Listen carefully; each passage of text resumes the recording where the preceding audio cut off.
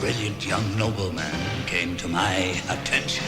Even though disfigured by a laboratory accident, he was my choice to go into the world, to raise a mighty army, and to destroy the so-called human civilization which had driven us into exile.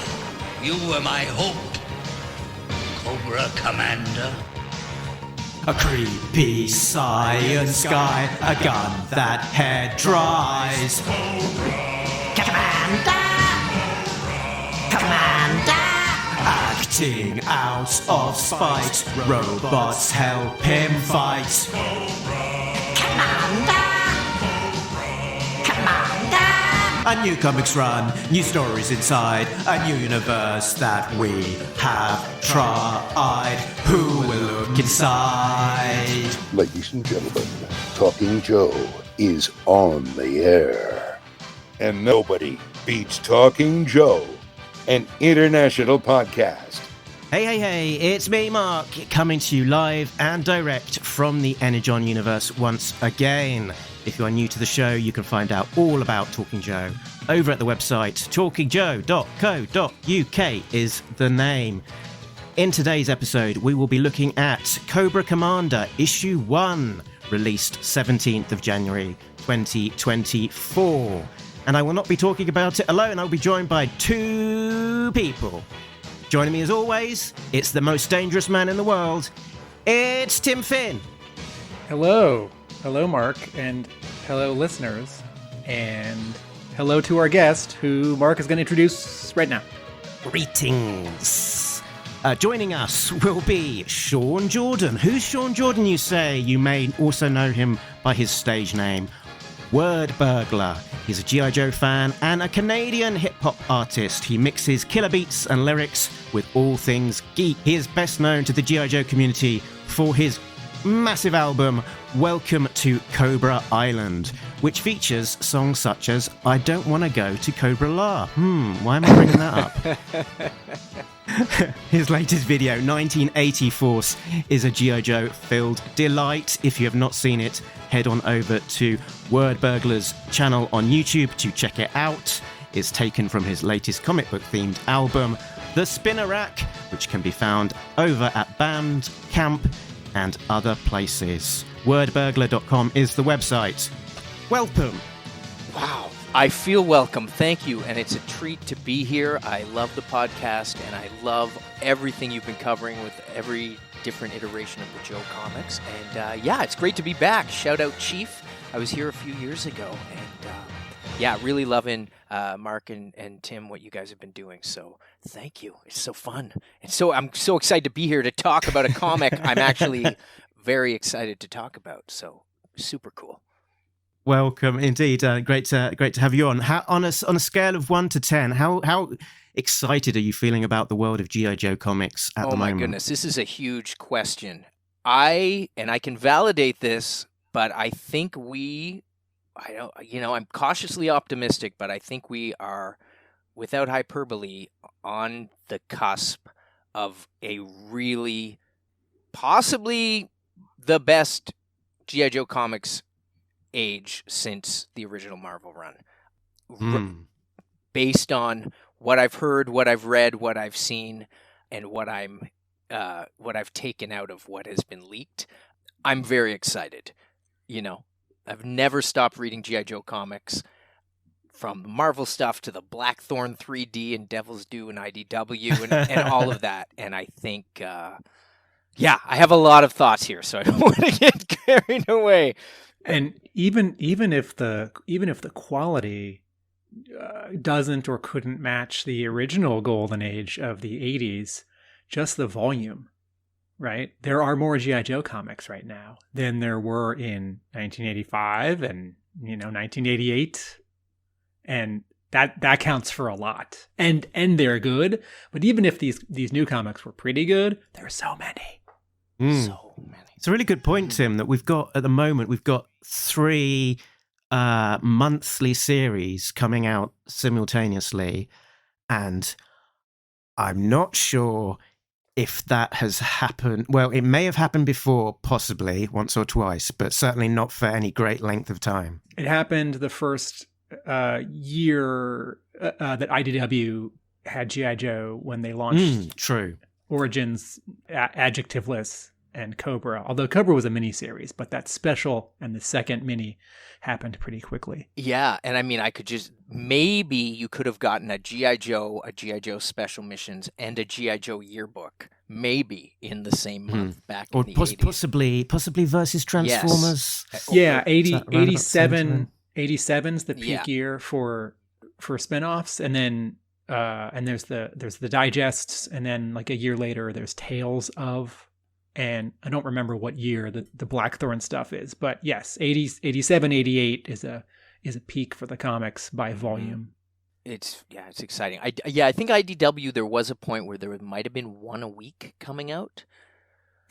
Oh, right, because they were doing movie stuff also. And I was working in a shop at the time, so I was there for all of it, and I always have been. And I got to say, a lot of it does not hold up, in my humble opinion. For IDW, there's a lot of great stuff, and I'm not here to hate on anything, but the great stuff's really great, but there's a lot of stuff that I've questioned then, and I'm questioning now, looking at how Skybound is approaching this. And I mean, yeah, I'm very excited to talk about this stuff.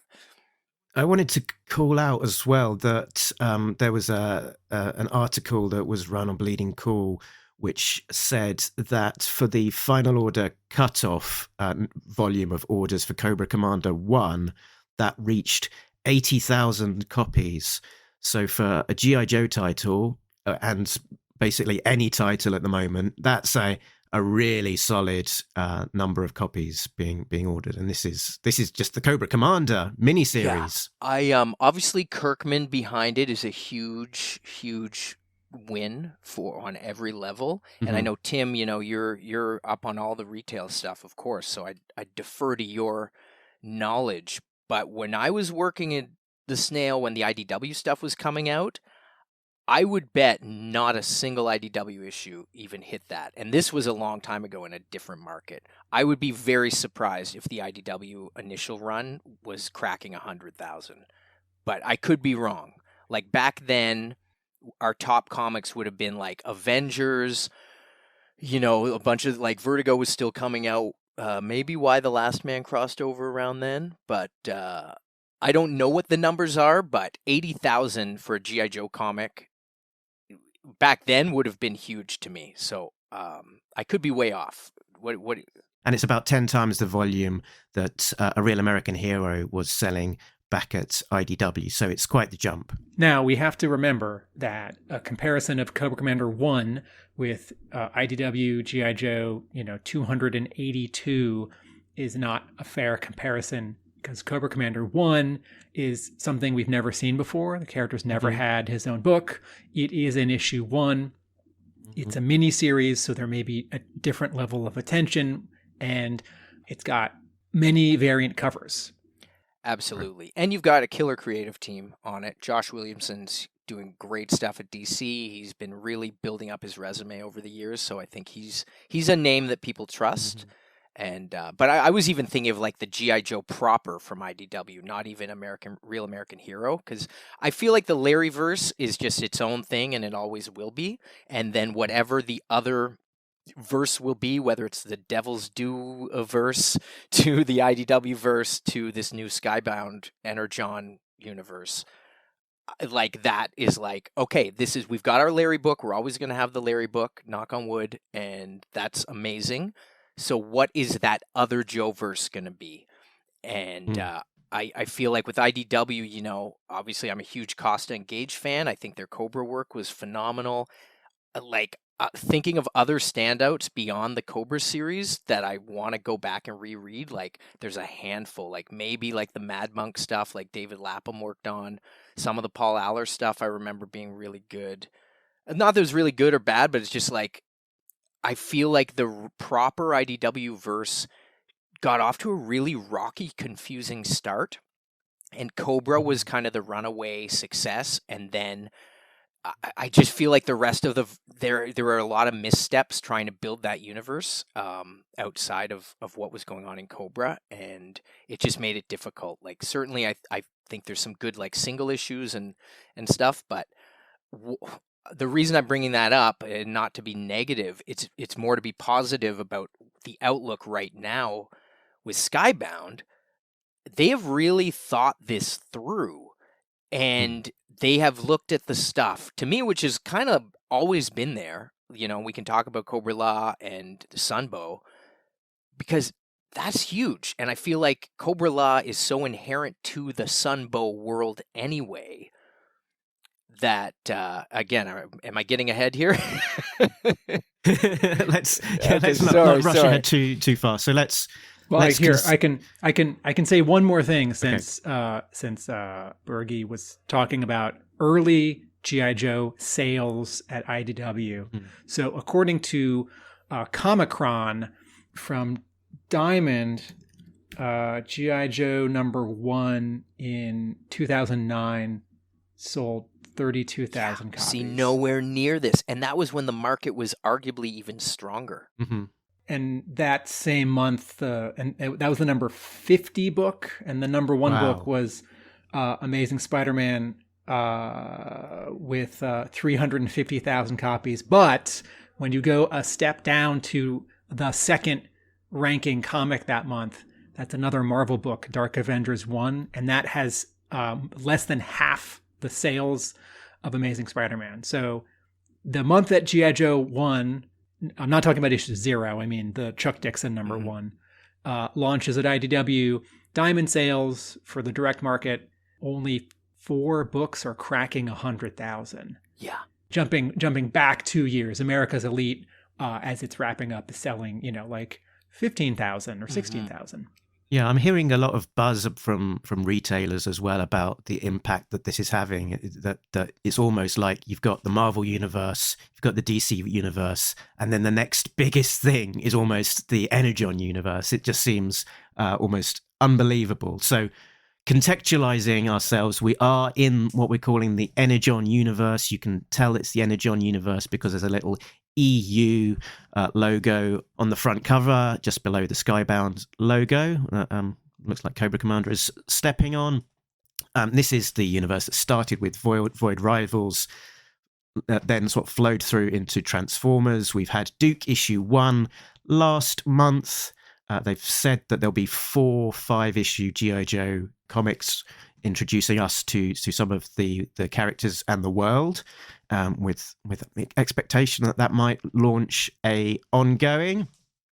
And so here we are with Cobra Commander, the next first new issue. And there has been a little bit coming before that's kind of set some of these cogs in motion. So issue 4 of Transformers, there's been this mystery of Megatron hasn't shown up.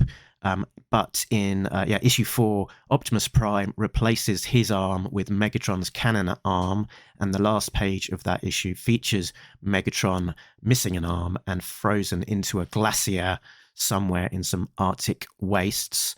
And it also, that issue included a spoiler cover from Andrea Milana of Megatron, in a quite close up of Megatron, and Andrea Milana significantly is the artist for Cobra Commander.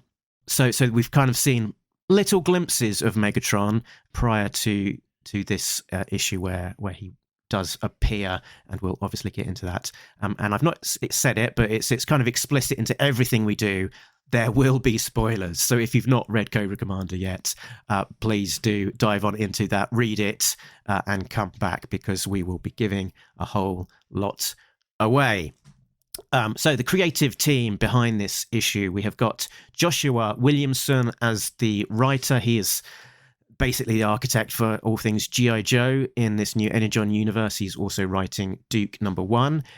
Andrea Milana is the artist, and Annalisa Leoni is the colorist.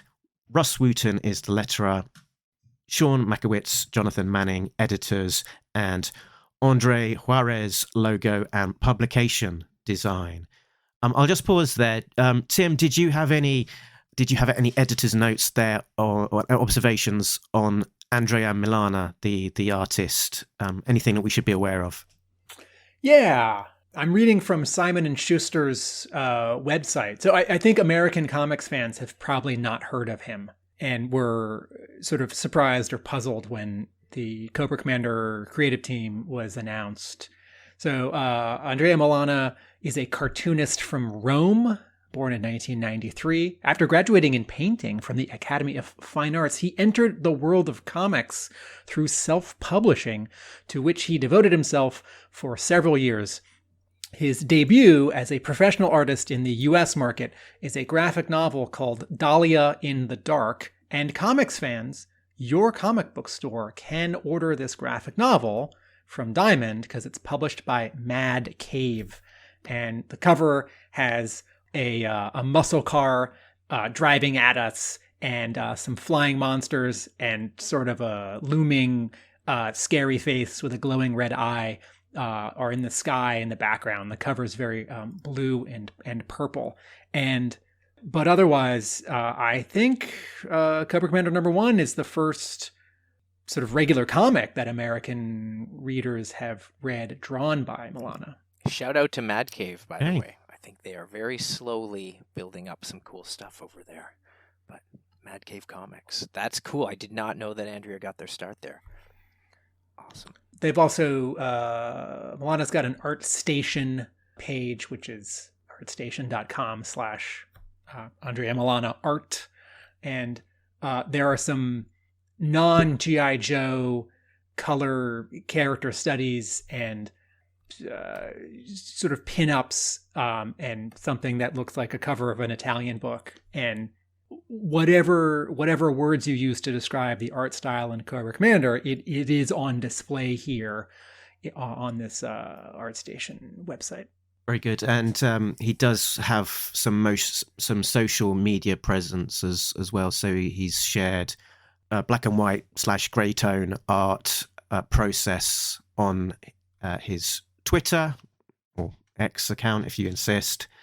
So yeah, you can see some of the workings behind this. Let's have a look at the covers in the gallery.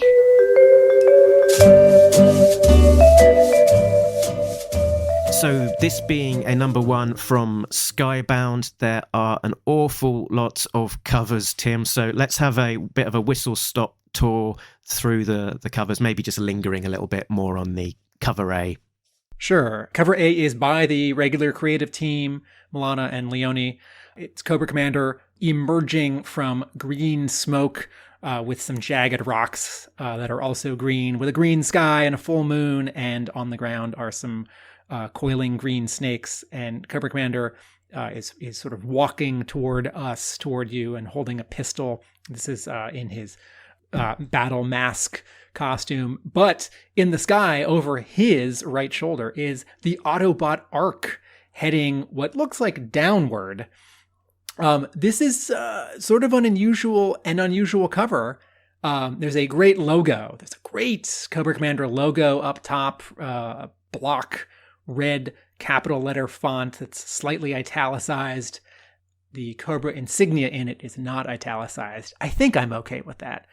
I feel like there aren't a lot of comics covers that are this green. Can I just say as well that there have been hints that the gun that Cobra Commander might be Megatron in Walther P-38 form. So it's a little small, so it's not entirely clear on this one, but could well be a Megatron in gun form in his hand there. Yes, good points. I own the original Megatron toy, and it's a little hard to tell. It could be it, but it certainly doesn't have the full what do you call the backstop connection piece, and then the scope, the stock. I interpreted it that way too. That it is Megatron. Well, because Cobra Commander's pistol is infamous, the one that fits on his back, the one that came with the toy, the hairdryer. So the fact that they're being very accurate to a lot of things, but they did not include that pistol, and then looking at it, it does look like a Megatron, like a very subtle, like it could be or couldn't be. But I took it to mean it was Megatron. I thought it was a nice Easter egg. but maybe not. Cover B is drawn by David Aja, or David Aja, who's best known for the matte fraction Hawkeye. This is sort of a match with the cover B for Duke #1. As with that, there's a lot of white negative space for the background, and there's a little bit of Jack Kirby, although this time it's not in the figure work. It's in the machinery behind Cobra Commander, who's standing with a one-arm akimbo and holding up another pistol. And this pistol is not Megatron. This is definitely not Megatron. That's, Han Solo's pistol, whatever that one is. Right. Cover C, which is the 1-in-10 of ratio variant, is drawn by Chris Burnham and colored by Brian Reber. It's Cobra Commander, as we see him later in the issue, wearing his silver battle mask, but not the sort of blue helmet dome part, but a blue fedora and a blue trench coat out in the snowy mountains during a snowstorm, holding not one but two pistols. And this starts to look like his blow dryer pistol, and then also the Megatron without any attachments. And this one, the Chris Burnham cover is actually an adjoining cover to one that he's done for #2, and the transition from 1 to 2 is very clever, and we'll talk about that maybe when we get there. Cool. Cover D is the 1-in-25 ratio variant. This is digitally painted by Steve Epting. Once again, a gift for one particular Talking Joe team member. This is Cobra Commander in his battle mask uniform holding a pistol. This time it seems sort of a fully invented pistol that feels a little sci-fi. And his right hand is up and out toward us, and behind him is a Hector Garrido 1982 style G.I. Joe explosion, where you can really see the brushwork. It may even be the actual one that they've lifted as a background. He's holding an invisible globe with a snake wrapped around it. when you say that they've lifted, I think they have digitally recreated a new one. Cover E is the 1-in-50 variant. This is drawn by Andrea Sorrentino, who's best known for Gideon Falls and Old Man Logan, looking at logos of Cobra Commander. This is a really unusual cover. This is a person, it's Cobra Commander, but cropped from sort of mouth down to mid-chest. So what you really actually only see here is a pair of gloved hands holding a snake sort of close to its chest or out to you a little bit, and an ascot tucked in behind those two signature Cobra Commander collar flaps. The ascot is black. And then based on where the logo is placed, I sort of can't see anything of the chin or mouth, which would be obstructed by a battle mask anyway. There's just a little bit of black background here. The lighting here says inside or at night, with just, one dim light overhead. The snake is, I guess, staring right at us with a tiny glowing eye. And this is the sort of photorealism of Andrea Sorrentino that might remind you of Tim Bradstreet. It looks very much like drawn from photos of real people, real objects, real fabric. Cover F is drawn by John Boy Myers, and this is the 1-in-100 ratio variant. This is again a match for same artist for the 1-in-100 Duke #1. This is now we're looking up at Cobra Commander, who is definitely holding his blow dryer ray gun and flexing his fingers in his other hand. Behind him is Megatron's upper torso and head, and some machinery restraining him. And this cover, if you're holding the comic in front of you, it's not quite chromium. It's not as glossy, shiny as chromium, but it's got that sort of foil. How would you guys describe it? It's shiny but matte at the same time. Okay. It's not shiny like silk or aluminum foil. It's sort of like the flip side of aluminum foil. Mm. And this one was solicited as a spoiler variant because of the reveal of Megatron, and it acts as a kind of companion piece to a previous John Boy Myers illustration, which was for the cover of the IDW G.I. Joe trade paperback number 14, which reprinted the Transformers versus G.I. Joe crossover from the pages of 135 through to 145.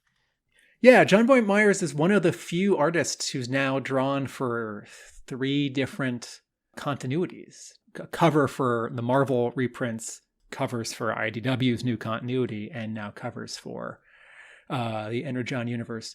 Cover G is the blank sketch cover. It's printed on a thicker white stock with the logo and corner box and credits up top in gray, so you can have an artist draw on it, and then you can take it to eBay and sell it for more. I mean, give it to your friends.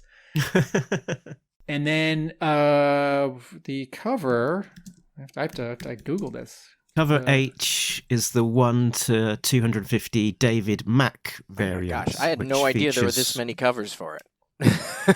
Which features Cobra Commander in a kind of James Bond style, sort of with his arm in his elbow in the palm of his hand, in that kind of classic James Bond pose. Again, I guess hinting that maybe that's Megatron in his hand. This cover is David Mack's trademark use of a desaturated, what I think is watercolor, but I don't actually know. It could be watered down acrylic or gouache. But so Cobra Commander is within the Cobra symbol, and then everything around it is white. And that David Mack very often paints one central character, sort of head and upper torso, and a lot of negative space. And white, or just sort of the like tone of the paper.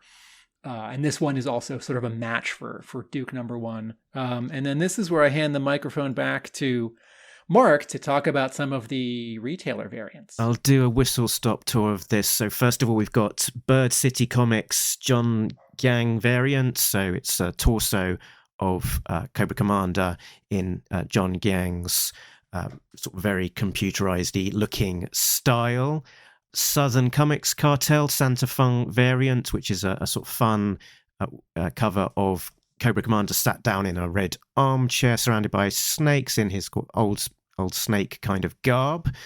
The Comic Mint Vincenzo Federici variant is a nice one again because it sort of references the interior of the issue. It's Cobra Commander stood up releasing those insects to do some damage against an opponent. And then Wanted Comics, Rups Comics, and JJ Comics and Art with Big Clutch has got a shared variant by Maria Wolf. It's available as a virgin, foil, and standard, and that's got Cobra Commander in a similar sort of up from the knees in a typical Cobra Commander maniacal pose.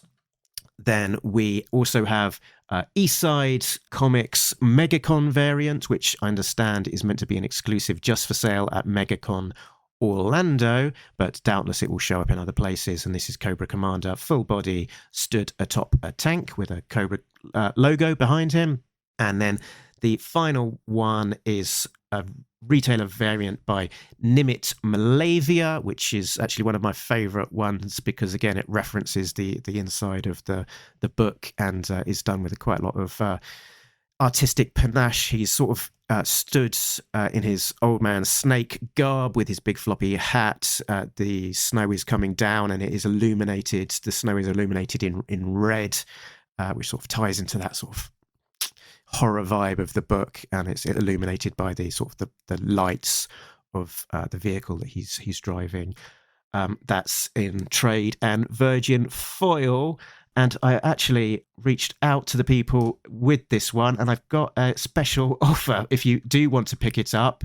It is available from thecomiccupboard.co.uk is the people who have it in the UK. I think it's a shared exclusive with some US dealers, but I don't have the details for those. But if you do want to pick it up from the comic cupboard, you can use the code TalkingJoe10, all one word, and you can get 10% off your order there. And that is the covers.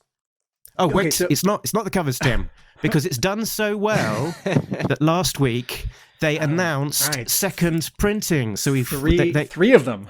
They announced a Jason Howard variant, again, of full-figure Cobra Commander in a typical menacing Cobra Commander pose. White background, just the Cobra symbol. Jason Howard of Globulus, again, full figure, similar sort of pose to Cobra Commander, but with more tail. And then cover C is by Andrea Milana, that Cobra lineup that we are familiar with from the poster. So it features Destro, Cobra Commander, Mercer, and Zorana. At the same time, they announced a chapbook variant. We didn't get any details of that, and some people have said that it may not be a thing that actually happens. So don't have the details on that one. You know what? So I'm on Diamond right now, and I see the 3 second prints you just referred to, and they're technically called cover A, cover B, cover C. And then I do see a listing for a cover D, but it's got the symbol next to it that it's not going to happen, and there's no image for it. Right. Okay. So we're not expecting this one to actually happen. A bit bunged up, so it could probably that's sounding a bit like that towards the end. So we've talked about the covers. Let's find out what happens on the inside with a plot breakdown. Plot breakdown. At No Man's Land, a rest stop in the middle of nowhere in a desolate, frozen landscape, a stranger enters and asks in a sibilant voice for a vehicle. He takes his tracked truck from a patron, leaving a bloody mess in the snow behind. Blood in the shape of a Cobra logo. Cut to earlier.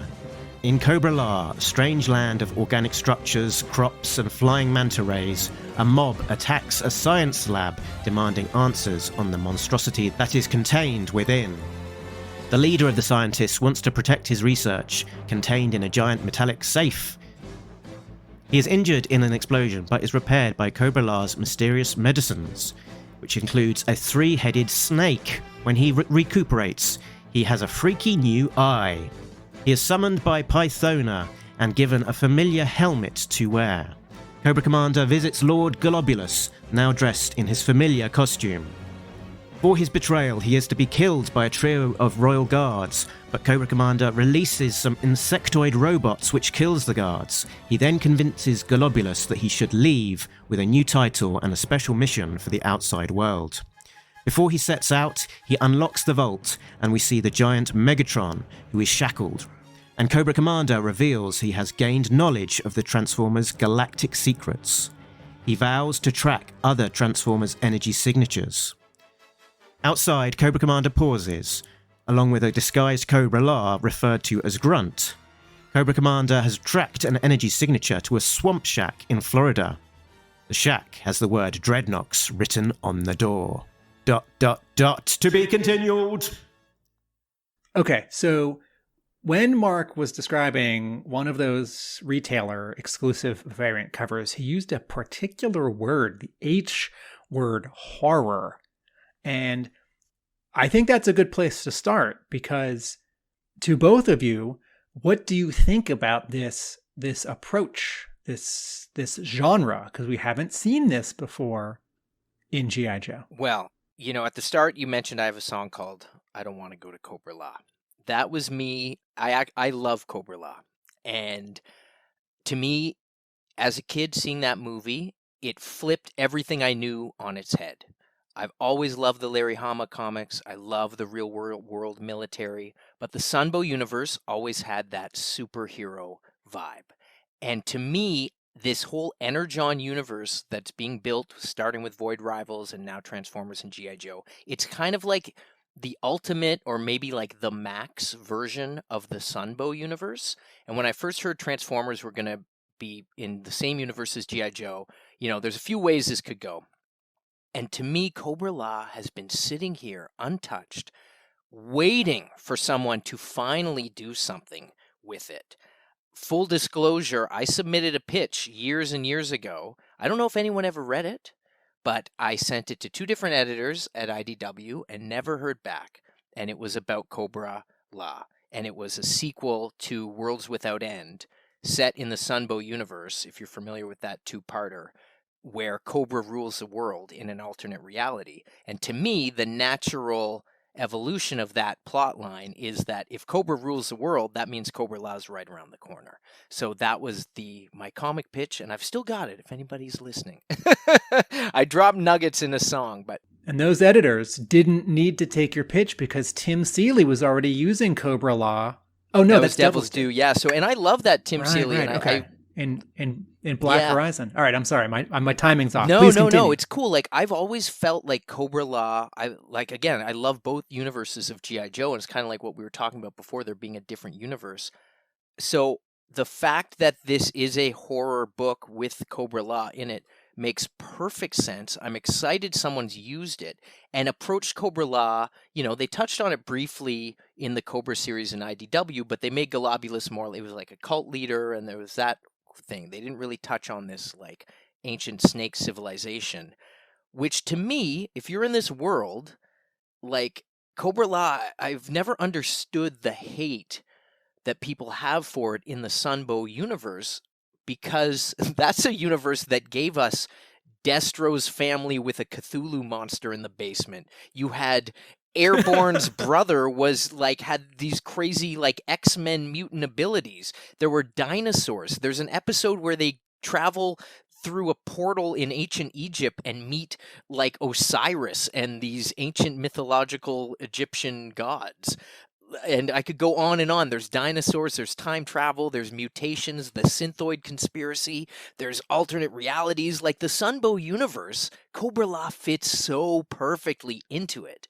And the fact that we're only now getting a creator with the vision to say, okay, this is how we can make it work.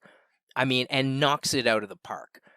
This is how you use Cobra-La. I know we've only seen them in one issue, but acknowledging their existence right now, this early in our introduction to the world of this Skybound G.I. Joe world, it's perfect, because then it just lets everything else come. Zartan, is he going to have transformer technology? Is that how they're going to explain him? Everything else I think is just going to flow out. And if people have aversions to Cobra-La, like, everyone's saying, oh, this is such a controversial thing that they're using Cobra-La. I'm like, no, this to me is like, it's been here all along. And my last note is what I really enjoy about Duke and Cobra Commander so far.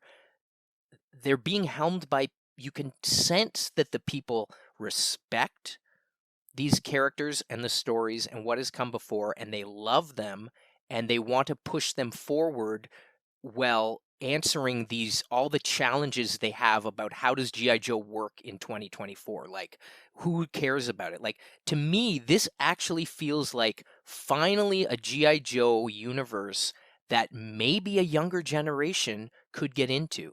We all see Kirkman with Invincible doing so well in the animated series, and he always had G.I. Joe references, from the Lizard League to Mercer being a character in Walking Dead. I don't think it's a coincidence that Mercer's one of the first Cobra characters we meet now. I feel like Kirkman is loves Mercer. That's, again, another tangent. Like, we need, people under 30 to get into G.I. Joe. Let's be honest. And Invincible is blowing up.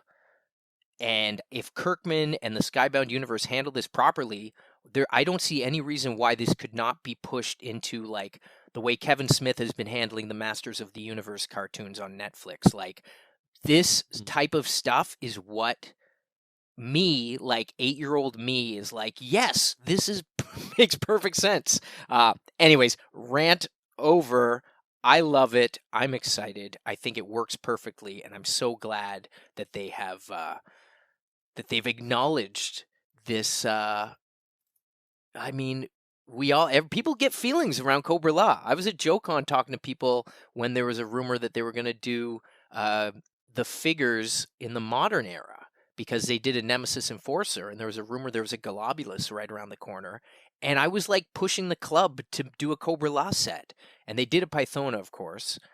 But like, I don't know, like if you like Sunbow, you kind of have to accept Cobra-La because it's the evolution of the craziness of that world. Thank you for hearing me out. No, that was good. I want to offer not a fact check, but just a little reflection. I appreciate that you consider Joshua Williamson a creator with the vision to go there. It's also possible that, like Kirkman and Joshua Williamson and like the editor's like, you know what? I think the time's right for Cobra-La. Or there may have been editors at IDW who said, no, or someone at Hasbro, like, no Cobra-La. Also, I think a good reason to do, this is sort of my central thesis for Cobra Commander right now. Because I'm not in, like, I love this comic, but I'm not entirely sold on Cobra-La here. But a good reason to do it is because Hama is absolutely not going to in the other book. And it is a way to make these two universes even more different, which can only help them. Absolutely, Tim. And yeah, you're absolutely right. I don't want to fully credit Josh. I feel like it's the Skybound Energon universe hive mind of creators who've decided Cobra-La makes sense. And also, shout out Tim Seeley on that Devil's Due book, which did unite the Transformers and Unicorn origin with Cobra-La. That's what that series was about. There was they existed in this shared world, and he brought in like the aliens from the G.I. Joe universe and stuff. I mean, hey, look, people who've been wanting to see like not the Manimals, what are they called? Is it the Manimals? Or like the Lunatrix aliens. Empire. Like, who knows? Like, this is a superhero comic verse. And if you're going to accept that there's alien transforming robots in it, you can accept that there's a snake human civilization. Like that's how I feel. But yes, you're absolutely right. Larry will never touch this stuff, and that's why we need it. And it's like, I love the Sunbow universe. I love the Larry Hama verse. When I did Welcome to Cobra Island, I picked and chose all my favorite parts of everything and tried to like make this like, make it all make sense together. Like as you would as a kid, you take your favorite parts and what you're playing with, and like this, I like this and this. But I mean, Peter Parker, look what they're doing with him now, and in the new Ultimate Spider-Man, and he's, you can do so many different versions. But yeah, you can tell I'm excited. Like, Mark, when you invited me to come on here, I was like, yes, like this is the first Cobra like G.I. Joe comic in a while that has really got me excited. And then you said World War III, so I want to shout that out too, because I do like World War III for Devil's Due, but for different reasons. Mark, what about the H word? What about horror? Sorry, what about the actual question? Well, yeah. If I can direct you to my original question. I appreciate all of our guests, and as someone who goes on some tangents and speaks for a long time without letting the other people speak, I fully appreciate Wordburglar's answer to the H question. Mark? Thank you for your question about horror. I'm now going to spend 20 minutes talking about the perspective employed in this issue. No, not really. So, Tim, when they were talking about the horror tone of this book, I was kind of thinking, I was not thinking about what we actually got. I was thinking it would be like, be looking quite dark and moody and noir, and there'd be, some violence and some blood, kind of what we were hinted at, in the preview with this guy getting killed and left in a pool of blood and stuff. More of that kind of thing. So what we actually got was quite a surprise. It was quite unexpected. Not what I was imagining when the word horror was using. Although obviously they're going to some dark places and not afraid to show some blood and some freakiness. But what did you think, Tim? When the 4-page preview was released, I was surprised at how much it focused on pain and murder and blood. And if I were 13, I would think this is awesome. Finally, G.I. Joe's dark. I'm certain that the last two publishers of G.I. Joe comics would not have been able to do this scene And so I think it's cool that Skybound, asked or pushed and Hasbro said yes. I am a little uncomfortable when something that was originally PG starts to become PG-13. And, like Batman belongs to the world now, and there's like G-rated Batman toys and cartoons for very little kids, and there's PG-rated Batman toys and comics and cartoons for lots of people, and there are, PG-13 ones, and they're really, really edgy, dark PG-13 ones that are kind of like rated R. But, Batman was not that originally. And I'm nervous is not the right word, but I'm sort of aware that I don't think this is going to backfire. I don't think that there will be a backlash, and people will say, well, this is so violent, so much blood. I think that just sort of where the culture is, we're, a little desensitized to war on TV, real and fictional, and, the pandemic brought pain and death much closer to a lot of people. All that said, this is a way to raise the stakes and make Cobra Commander dangerous and scary, which is great. But this is also like the most vicious scene we've ever seen in any G.I. Joe story.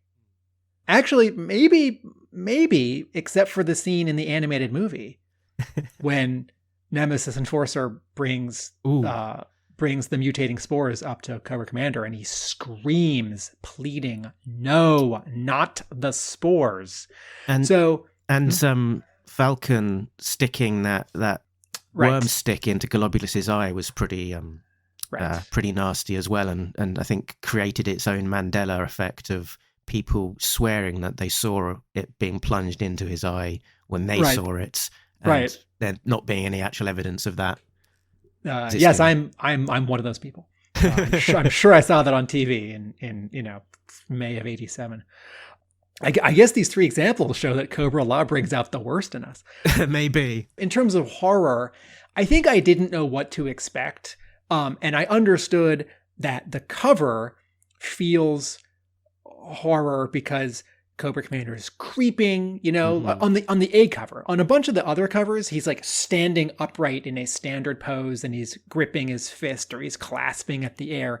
And here he's sort of emerging, what are the two colors that say horror and Halloween, or like cosmic horror? Like green, like an underlit, like Tales from the Crypt image or story, orange. And this cover's all green, and there's snakes, and there's an alien spaceship in the background, and there's a full moon.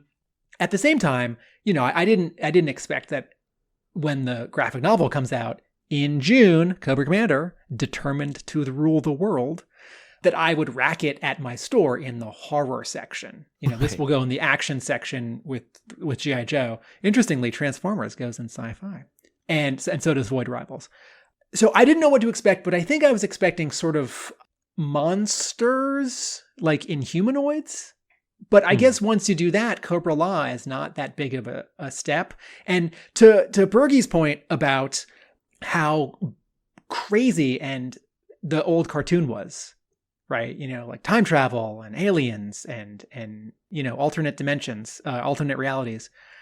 It's funny that Cobra-La is this line in the sand that some people refuse to cross. And I think the difference is all those other things were sort of for one episode or maybe a 5-parter, and you could kind of take them or leave them. And G.I. Joe the movie was the last word. Like there was no more Sunbow G.I. Joe after that. And the G.I. Joe that did come after the Deke episodes was so different, you might consider it a different show. And so, and then this other thing about Cobra-La is that it's not just that it's this other civilization that's hidden, it's that it's 40,000 years old, which is on a different scale even of like aliens or, time traveling to ancient Greece. Because what's that? That's a couple thousand years. That's not 40,000 years. Yeah, and the other thing about sort of the introduction of Cobra-La in the G.I. Joe movie is that it doesn't just sort of, affect that movie and maybe what goes beyond that, but it sort of looks backwards and says everything that you knew about Cobra and Cobra Commander was wrong, because all this time he was actually this other kind of person, a member of this secret civilization. So it sort of reaches backwards and kind of retrospectively changes continuity to some degree. And it sort of comes a little bit out of nowhere. It's a bit jarring. And I think the perfect thing about Cobra Commander here and introducing Cobra-La is it's being introduced at the outset. So it's less of a jarring. It's like, here's Cobra Commander, and here he is as part of Cobra-La. This is how he is from the first time you're introduced. And there's a quote from Kirkman when he's talking about this issue, is that he talks about it being baked in from the beginning. And the writer Josh Williamson talked about these two different ideas of Cobra Commander, of him being this used car salesman and also this Cobra-La creature from the movie. And he was thinking about, are there two ways of marrying it? And it seems like he's sort of taking that, him being a human who's lost his way, maybe that troubled used car salesman who's found his way to Cobra-La and then has gone on from there. And it's a similar sort of approach to the Energon universe more widely, that it's not that there's been a G.I. Joe universe established and a Transformers universe, and they've been going for some time, and then someone has said, why don't we have a crossover and just take these two universes and smush them together? It's sort of creating them both at the same time and seeding elements from each into the different books so that they're all interlinked, and it's all feeling here's a pun for you, organic.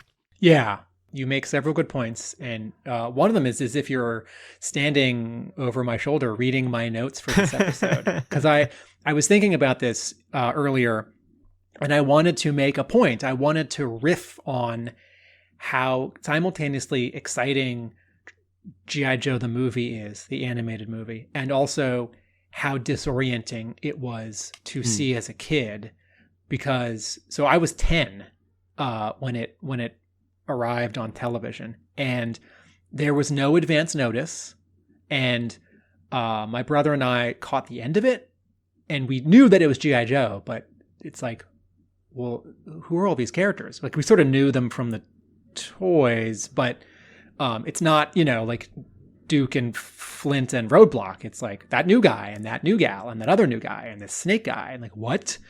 And as you just said, like, everything is wrong. And I don't blame Buzz Dixon or Ron Friedman, who wrote the movie, and they disagree on how much either of them wrote the movie.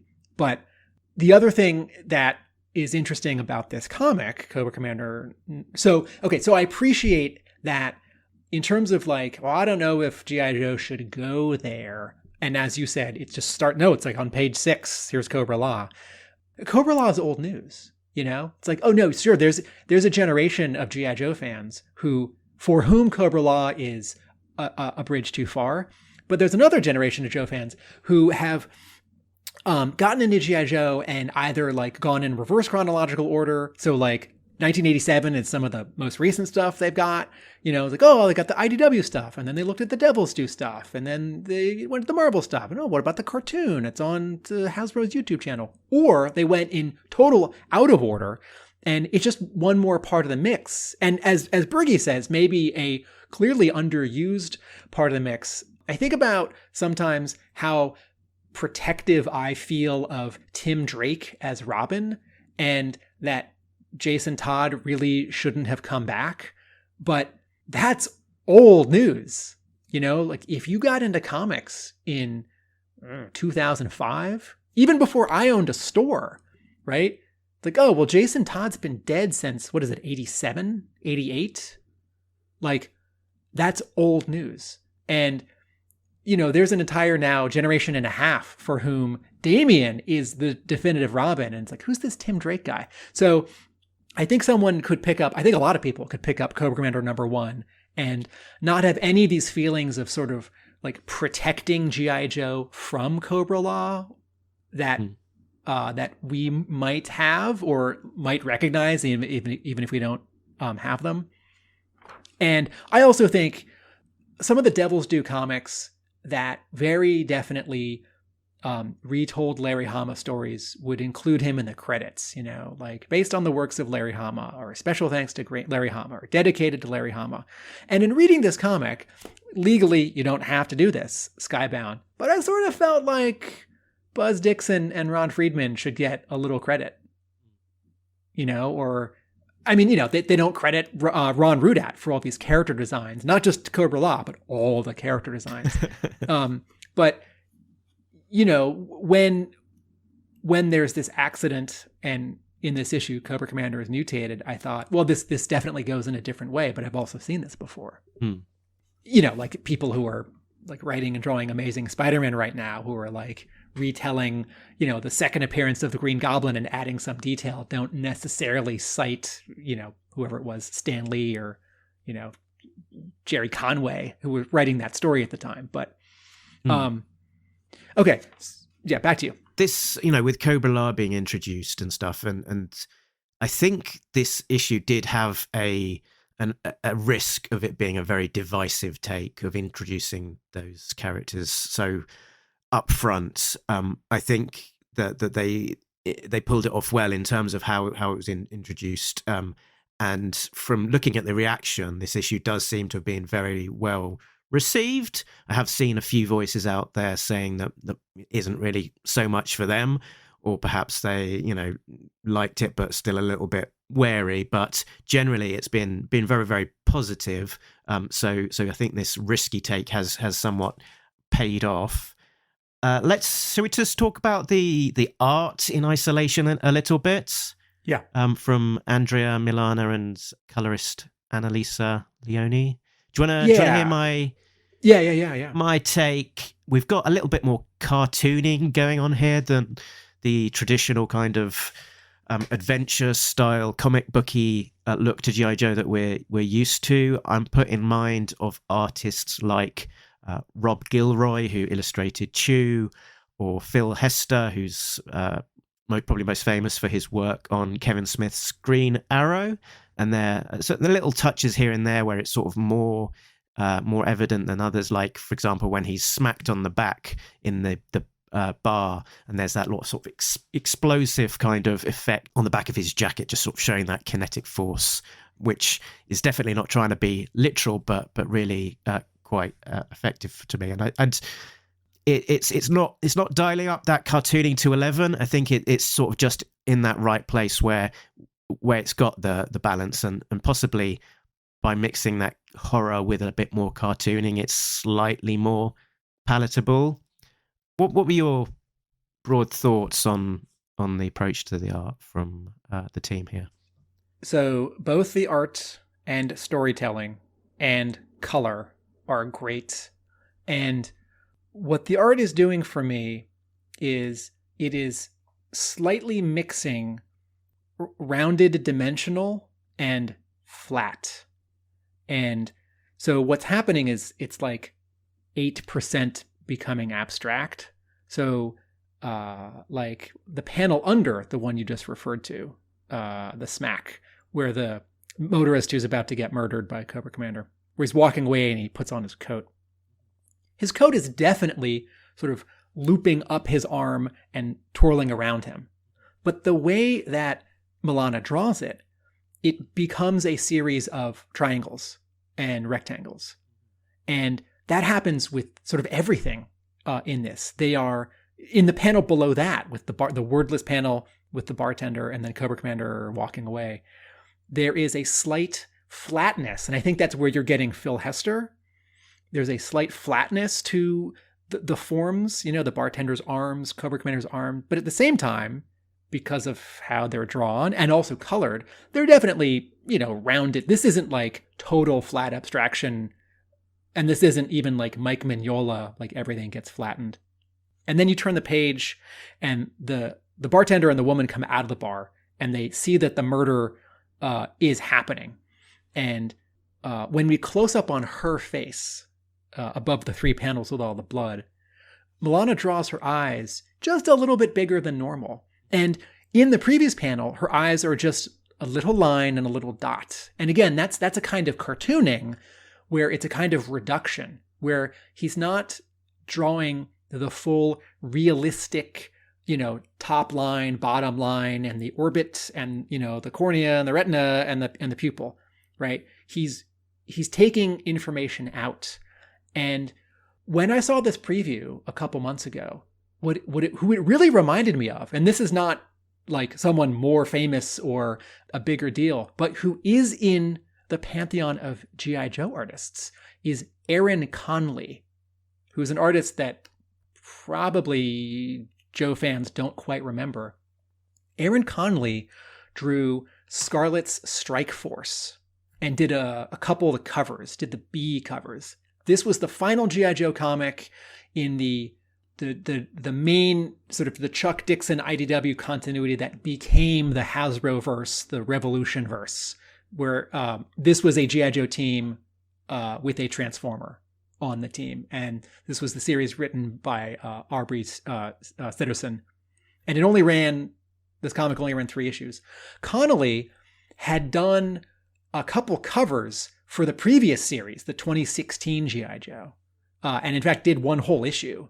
And it was sort of the similar team where, there's a Transformer running around. And Connolly is doing a similar thing, sort of cartooning, like making things like rounded and cartoony and like drawing sort of cartoony eyes and cartoony mouths, but also like kind of flattening things. Okay, so beyond like actual shapes, Milana's storytelling and acting, quote, camera angles are great. Low camera, high camera, close camera, far camera. In a previous episode, I was pretty hard on the artist who's currently drawing Larry Hama's A Real American Hero, and I made the point that there's very little linear perspective, and a lot of the spaces feel sort of cramped. And like look at the page here where after the explosion, like the big explosion in the science building, the page after it where we're looking down at this giant round hall and there are lots of little stick figures running around, or turn the page one more time where Cobra Commander in a particular costume has just killed a scientist.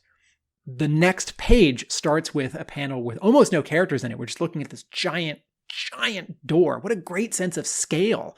And the camera is sort of like 2 inches below the ground, looking up, right? You don't even have to go to the 2-page splash, the big reveal with Megatron, to see some good 2-point linear perspective, right? A bunch of diagonal lines going sort of from north west, or going from northeast into the sort of middle. It's great. I'll just mention in terms of the line work that this is all done digitally, and the way that the artist Andrea Milana draws is to sort of do the black and whites, but also add in grey tones as well to, I guess, help inform some of the colouring decisions. That's cool.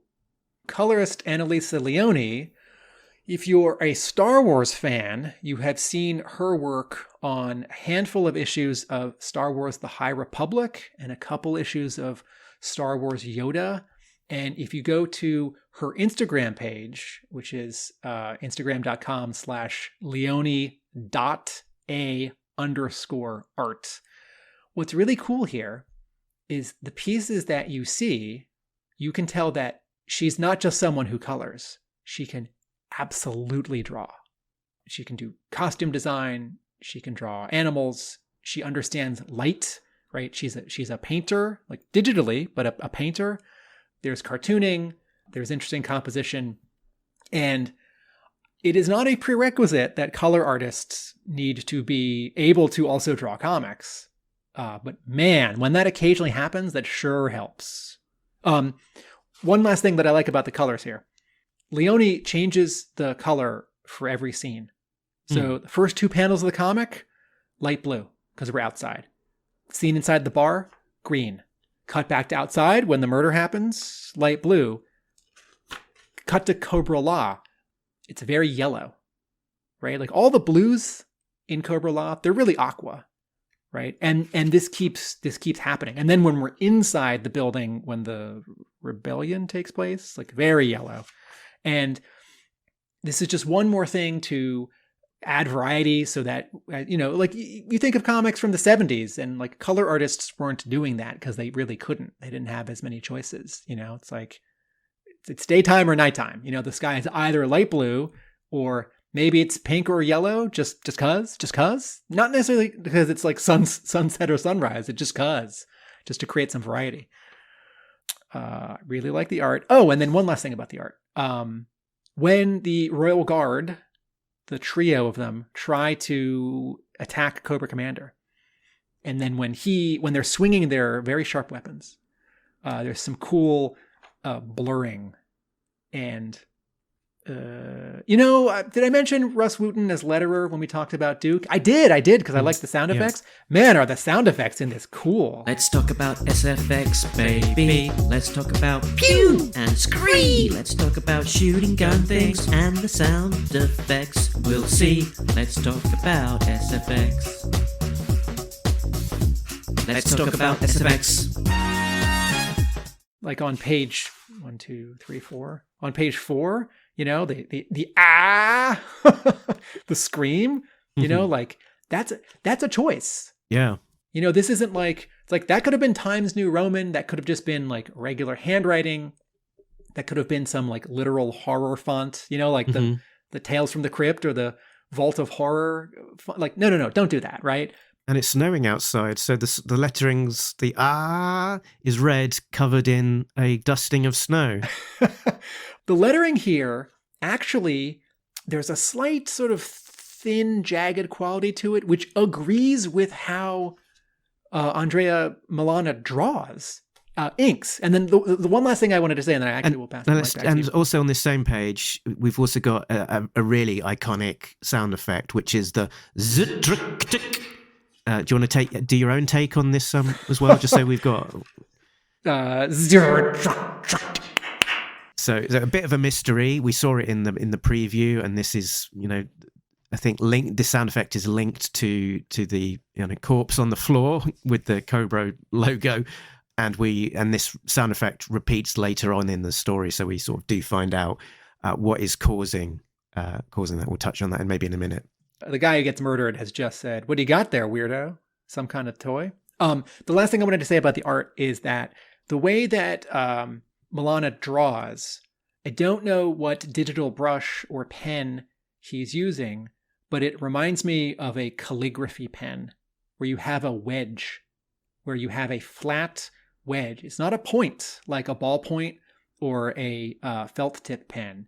It's a wedge. And so you can, if you think of calligraphy, there are thin lines and there are thick lines. And the thick lines come from holding the calligraphy pen so that the wedge is at a 45-degree angle, and then you go to the right, or you go up. And it's something that not a lot of comic artists sort of draw that way. And it's another thing that reminds me of Aaron Conley, that other artist I was referring to. Mm-hmm. This style is not overly detailed, and yet you look at the second panel of this entire comic, the exterior scene with the buildings and the snow, and it's not like the artist is running out of time or lazy. Like, this is all a choice, and art and color and lettering are great.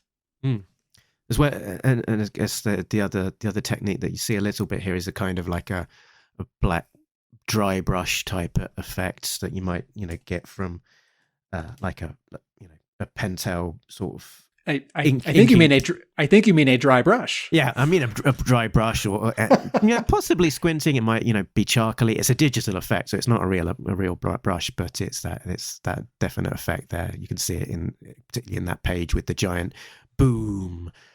So let's cover some sort of high level thoughts as we go through it. So we had the introductory sequence, which we saw quite a few times as preview images, highly promoting the series, very familiar with us. And then there's that page turn, and it just says before, and we see this Cobra-La landscape, and it's sort of this world of organic life. It looks like a sort of Roger Dean psychedelic fantasy landscape, all of these organic kind of shapes with little sort of scenes of Cobra-La citizens going about their business, someone harvesting. Sorry, it looks a little like it's underwater. I mean, the shapes, it looks like, I'm sorry to interrupt. It looks like coral reefs. And anyway, please continue. And then there's someone harvesting some crops. One of my Easter eggs is that little guy harvesting the crops some people have said he looks a bit like a techno viper, but I think he looks an awful lot like a mole rat, which is one of these new Cobra classified figures. And flying manta rays. Doing that page turn was a bit like everything you know is wrong, Mark. A WTF moment. I was like, what? I need to turn to the person next to me, point at this and say, what the actual hell is happening here in this comic? I was not expecting that. And your wife said, I don't read those comics. I do not care. I had the same reaction. I was not at all expecting Cobra-La. I didn't read any spoilers. I didn't read the preview. I'm a store owner, so I get some full PDF previews of some comics, a week or 2 or 3 before they arrive. I was really surprised. And then I thought, okay, I don't know if I like this, but that thing that I said before, this makes this very different from the other G.I. Joe continuity, which is a good thing. And it's like, no, they're aliens. They're robot aliens in this universe. So like, absolutely.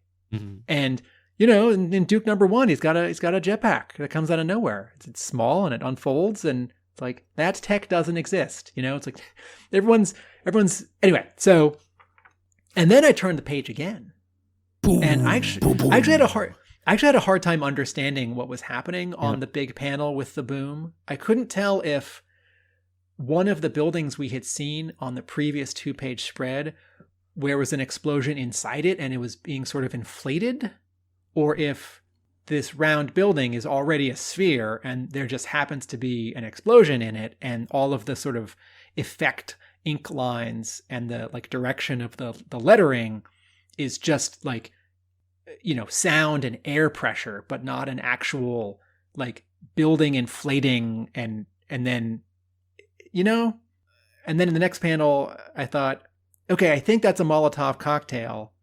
Okay, I think, are they running in, right? Or are they running out because, like, are they running out because there was an explosion and they're fleeing, or is this an attack? I was a little unclear on this page.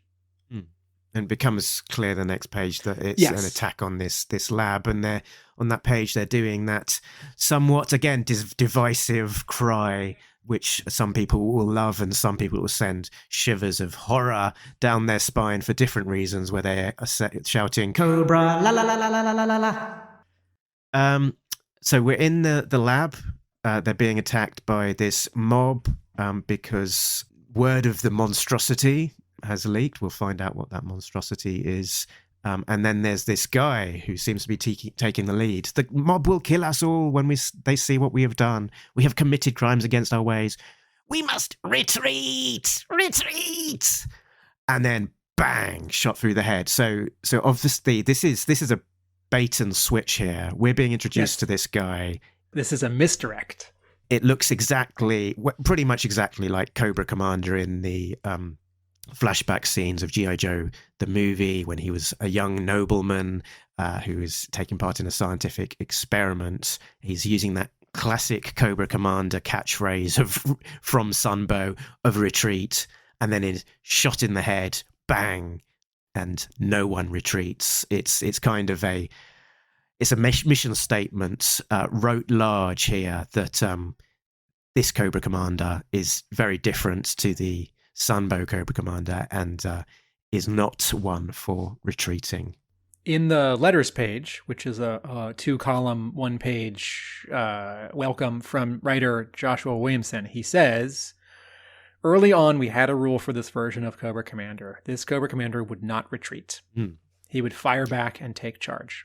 So we've got the gold helmeted, red mask Cobra Commander, which is Cobra Commander version 4 from 1991, who's not been seen in the comics very much. It's a bit more of an obscure Cobra Commander look, but this is almost the fourth look of Cobra Commander in the book so far, because we've got Old Snake in that sort of big the trench coat and floppy hat.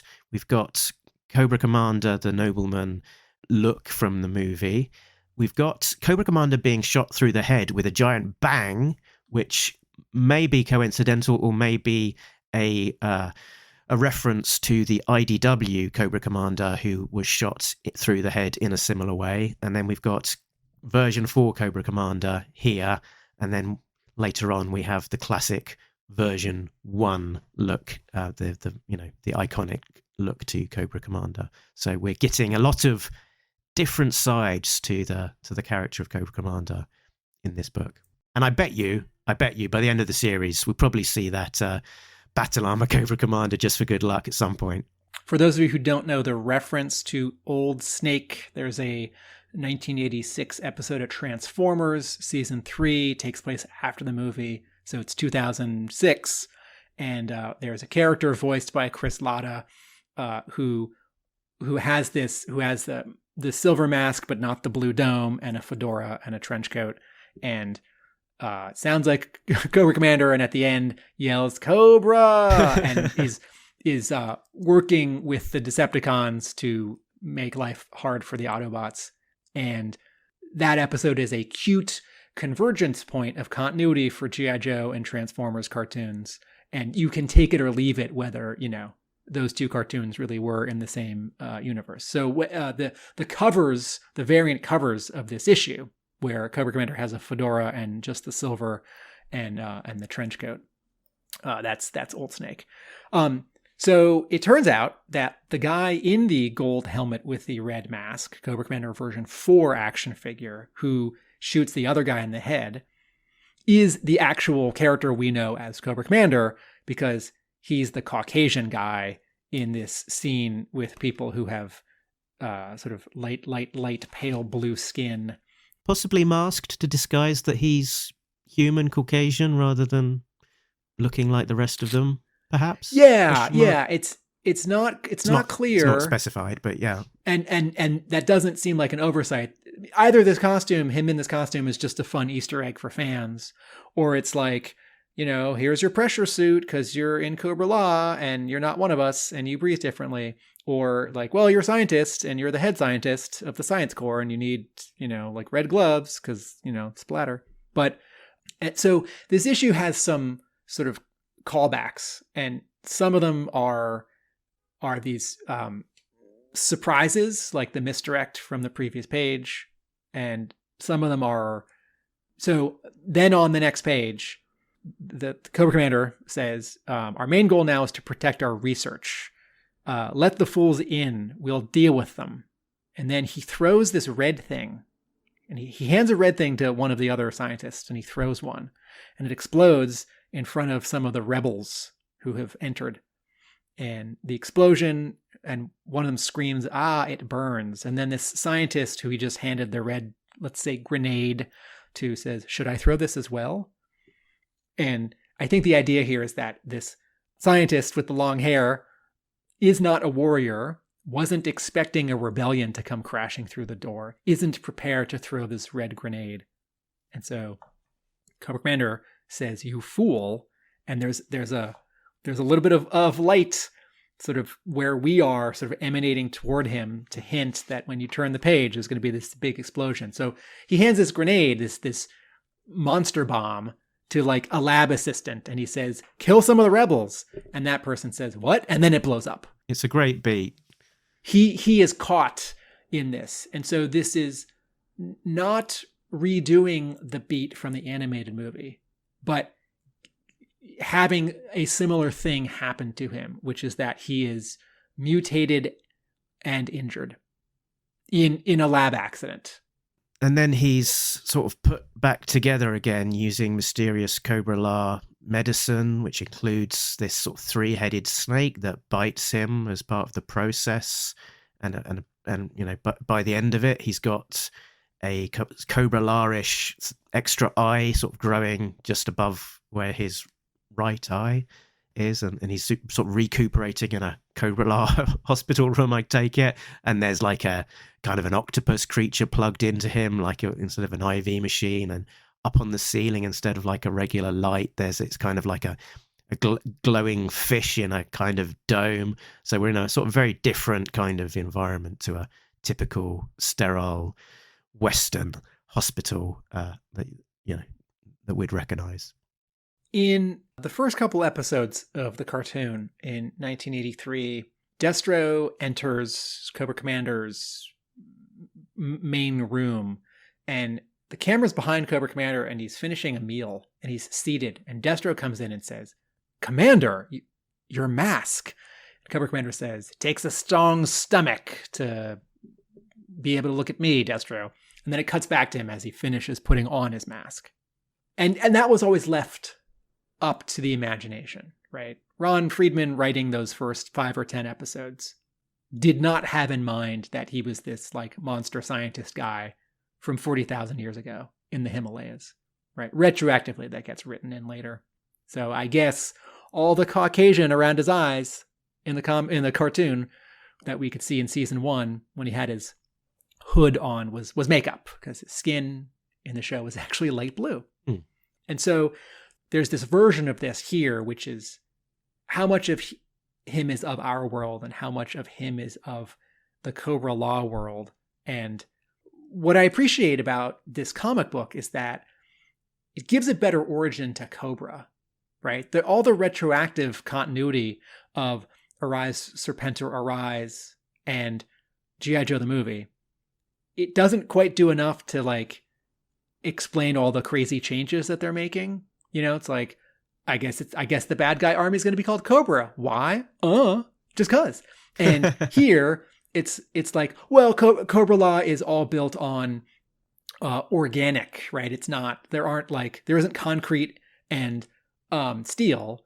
Everything is like chitinous shells of giant insects and mucus.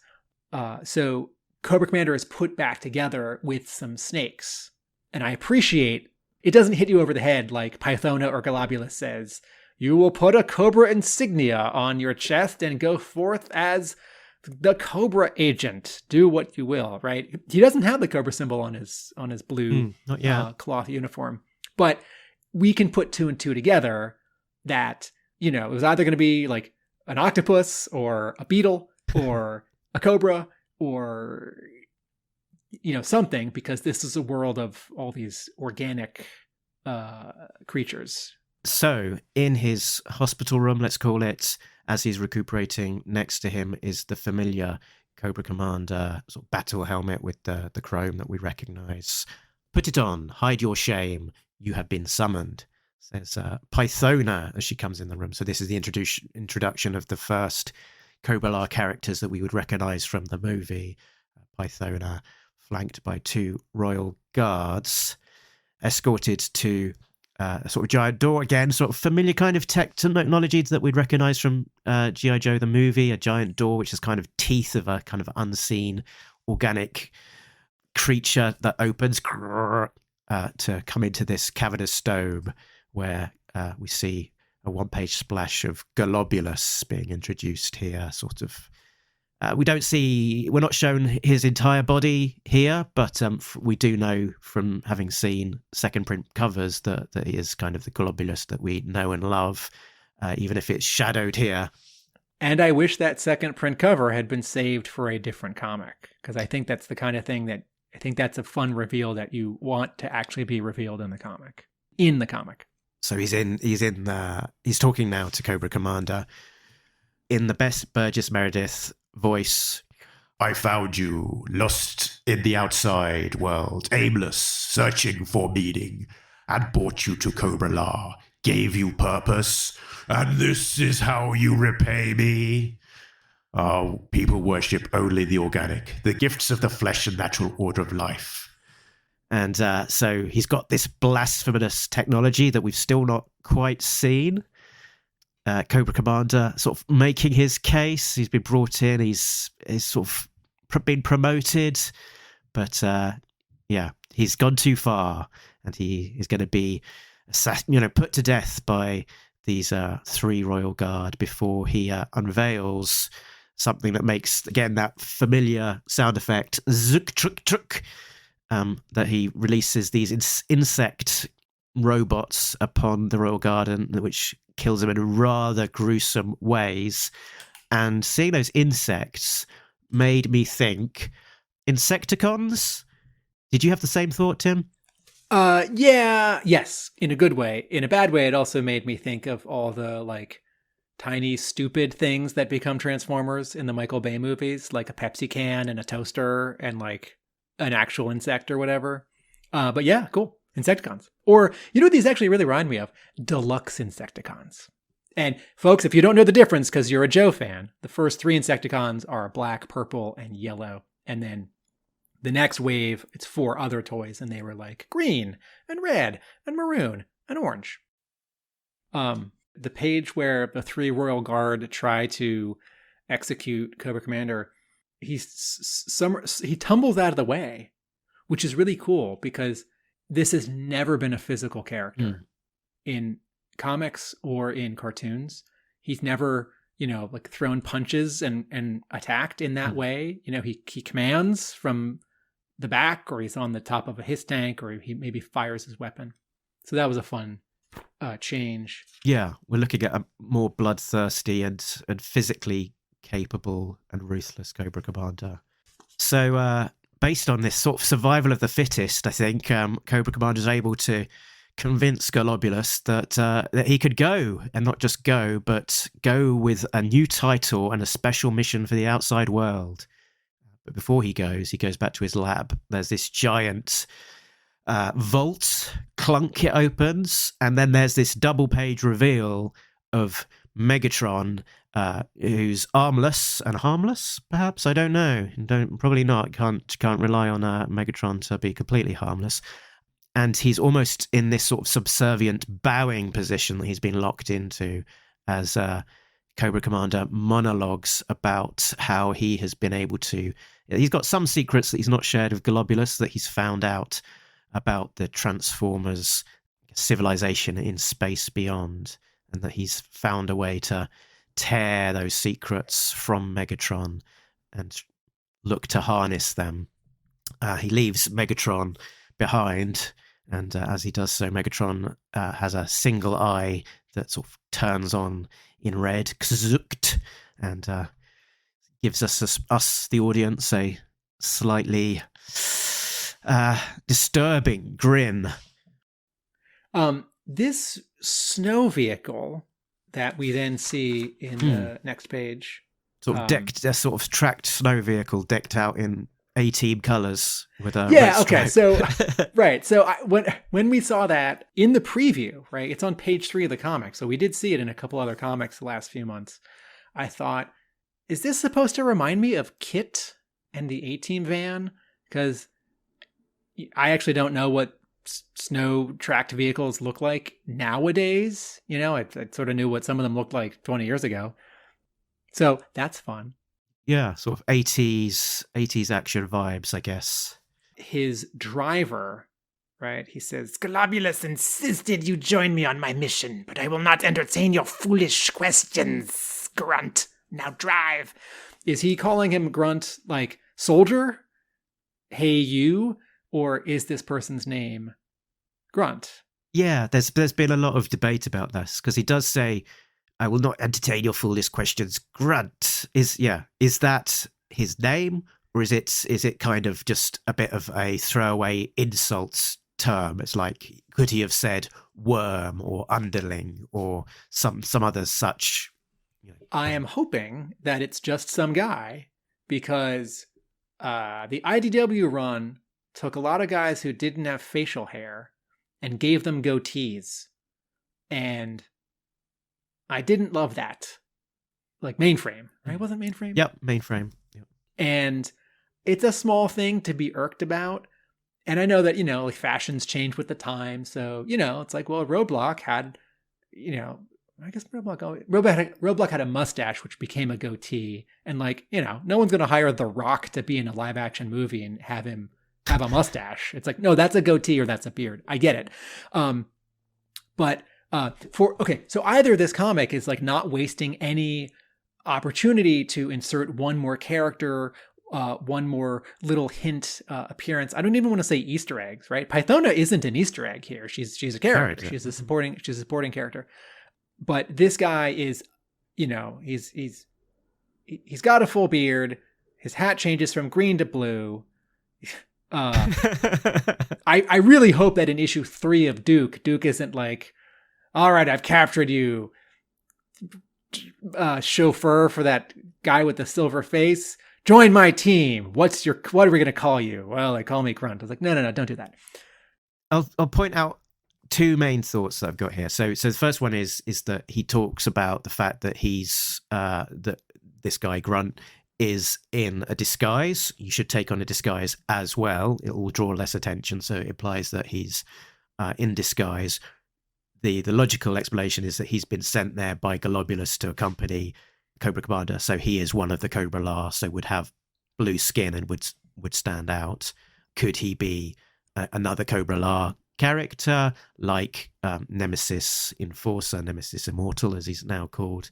Or I think it might have been Steve Jobber had the speculation, could it even be Zartan? Could Zartan's origins with his sort of blue skin and sort of slightly inhuman abilities of disguise, could he be traced back to Cobra-La, which is an interesting thought.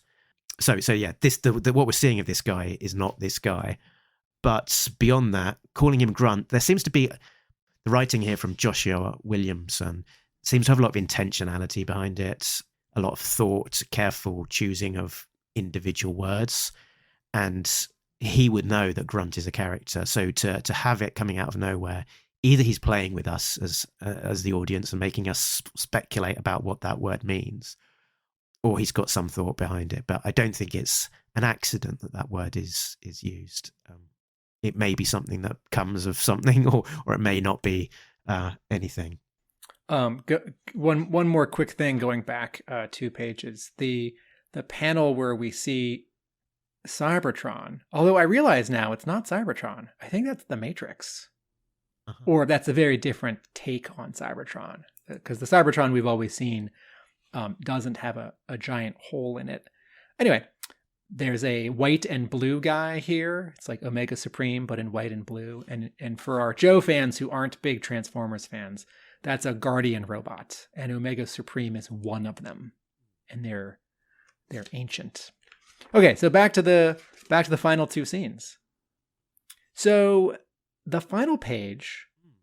Oh, in terms of scripting, just to sort of complete a loop, on the second to last page, in response to that bit about a costume, he says, "No, I want to get their attention, and the world will fear the name of."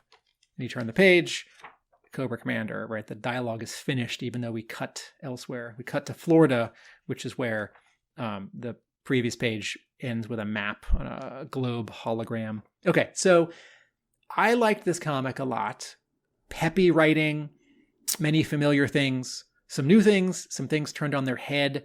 Continues to connect with the other book, one of the other books in this universe, which is really fun. I'm a big Transformers fan.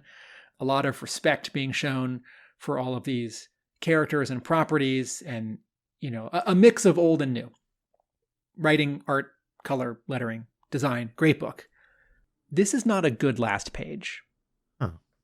And I realized it both when I read it and also just before we started this episode, because this isn't enough of a cliffhanger.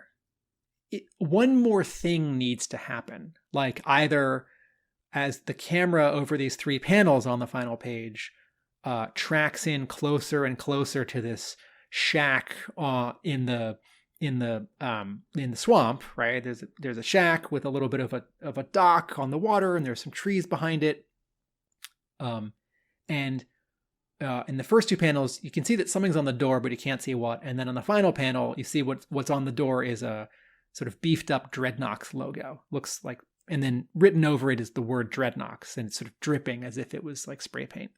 And that's fun, and that's the beginning of sort of an exciting thing or reveal or tease or for the final page. But 3 big shocks already happened in this comic when you turn the page.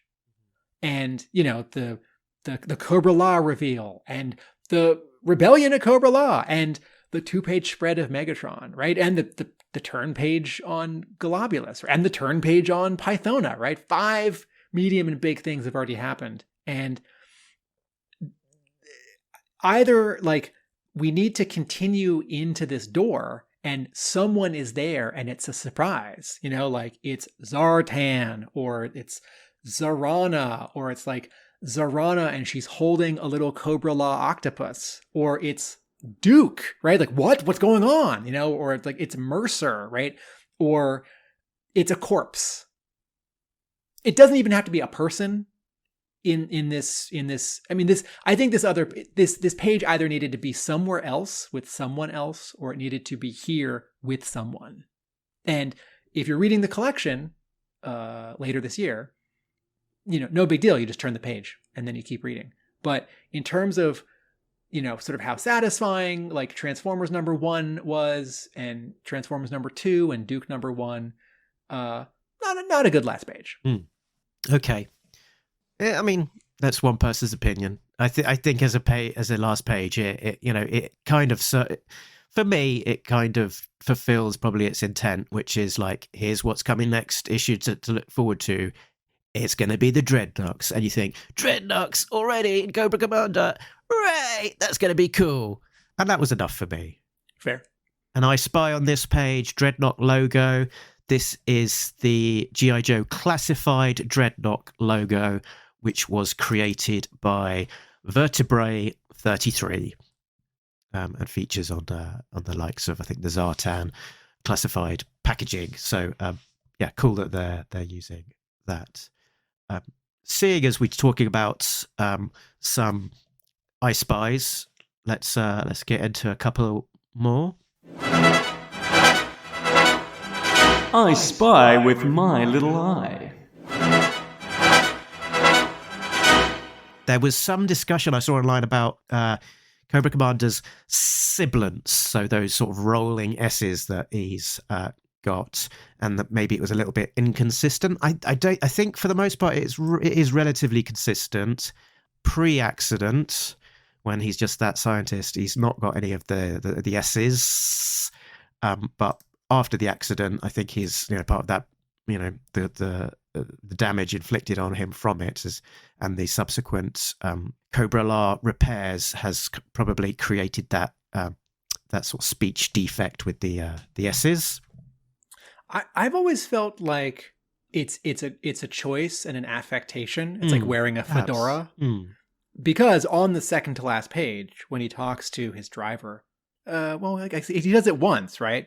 But I think Williamson is deciding to do it occasionally, because if you keep doing it, it might get annoying to the reader, right? So my reasons are too great for your small mind, right? That doesn't happen in either of those, right? Yeah. Globulus doesn't happen there. Insisted doesn't happen there. You join on my mission, right? But foolishness grunt. So I think he chooses. I've got an I Spy which is not from this book. It was from Duke 1, where there was that conspiracy theory house that Duke visits, and he's overhearing the dialogue, and one of the people says, "It's a secret society in the ice, man." And we thought, that's quite a sort of funny. It could be potentially a reference to Cobra-La. And lo and behold, here we go. It's Cobra-La. Was there anything else that you wanted to call out specifically, Tim? When Cobra Commander dispatches the 3 Royal Guard, they're wearing helmets. Huh. Because one of his insect attack robots hits one of them who screams, and he's turning his head away from us, and you can see a vein on the neck, and the skin is sort of pinkish, kind of Caucasian. But then on the next page, the one who hasn't maybe quite died yet, or maybe his chest has already exploded, yikes, he has white hair and he has taken the helmet off. And I always took from the toy and the animated movie and the Cobra-La file cards, I always took it to be that these were like beetle insectoid men. Okay. And that they weren't wearing their capes were clothing, their boots and gloves were clothing, but their red carapaces were carapaces. So that was interesting. And that could be in the script, or that could just be Andrea Milana making a choice, or that could be Andrea Milana sort of just taking a quick look at the movie and being like, oh, those must be their helmets. I'll draw them with their helmets coming off. Yeah. I mean, I haven't necessarily thought about it too much, but it kind of makes sense that if it's a society of humanoid type people, that broadly speaking, they'd kind of look similar, although obviously Globulus looks very different on his lower half. This doesn't fit into a particular segment, but I've got a wild theory out there, which I don't expect to be true, but I just wanted to float this out there and get it on the record that this Cobra Commander series isn't really necessarily particularly pinpointed in any time, apart from, maybe the connection of Megatron to Transformers, that might give us some clues eventually, although I don't think it's yet clear from Transformers.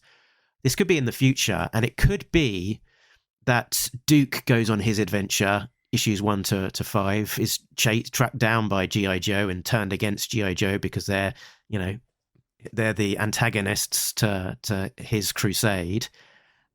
He's very against Transformers and maybe wants to seek those out with a mission and finds some Transformers technology in the Arctic wastes, and ends up being a disillusioned young man who is taken in by Cobra-La and becomes Cobra Commander. How's that for a wild idea, Tim? I like the larger query of what is the timeline. I was thinking earlier, not in terms of when there's a Duke collection, a Cobra Commander collection, and then the next 2 miniseries, and then sort of the inevitable like codename G.I. Joe Volume 1, or maybe it's just called G.I. Joe. I don't think so. But I was thinking when there's a larger book, like a compendium or a deluxe hardcover with 3 or 4 arcs, will it be in publication order, like Duke and Cobra Commander, and then the other 2 miniseries, or what? But it hadn't occurred to me yet that we don't really know, except for this touch point of Megatron, we don't really know when this takes place. Quote of the week, quote of the week, quote of the week, quote of the week, quote of the week, quote of the week, quote of the week. I had a favourite line of dialogue to call out, which was Cobra Commander, who said, "Many things can be used as a weapon, and science is one of them." Did you have something to call out, Tim? Or no? No, but not for any bad reason. I thought all the dialogue was good and fun and peppy, and I was struck by how much screaming there was in this. Okay, before we give our scores, let's see if we've got anything in our virtual mailbox. Postbox pit, this is where you can send in your thoughts. Mark and Tim will hear it, and then we'll discuss it. It's really nice to hear from our biggest fans. Oh, look, we've got a message from Scotty Cameron, who gave us his thoughts on ARA last time and is back with his thoughts on Cobra Commander. Yo, Joe. Hello, Mark and Tim. Cobra Commander. Loved it. After seeing the preview in ARA 303 and all the other comics from Duke to Transformers, I was excited, and it did not disappoint. We get Cobra-La, which was wildly unexpected, also tying Cobra-La into Cobra Commander's origin. Very interesting. Also, we get Megatron. It's fitting enough that this came off of Transformers 4, where Optimus rips off Megatron's arm to use his own, but now we get more Megatron, and it looks like Cobra Commander woke him up. Also, is this Grunt Robert Graves, or is this character in the comic named Grunt? Not that Grunt. Well, I guess we'll have to find out. Well, Now you know, and knowing is half the battle.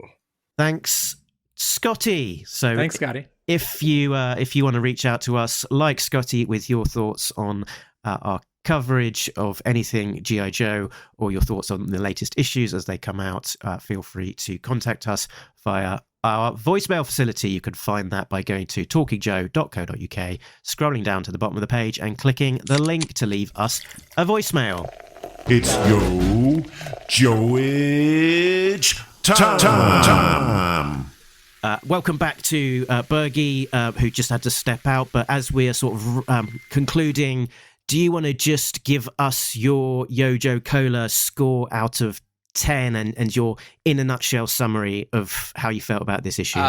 Yeah, I give it, I would say a high 8, maybe 8.5. It's issue 1, the introduction. Still need to see where this goes. I do have some questions. I'm curious if the driver picking up Cobra Commander at the end of the issue, if it's an undercover Joe or if it is a Dreadnought, or who it is. I'm also curious to know a bit more about how Cobra Commander stumbled into Cobra-La in the first place, and which I feel like might get touched upon. I hope we see a bit more of that. I don't think it's that necessary, because it seems like he is just a normal human who stumbled into Cobra-La, as opposed to the Sunbow origin, where he is an actual original citizen of Cobra-La who goes out into the quote-unquote real world.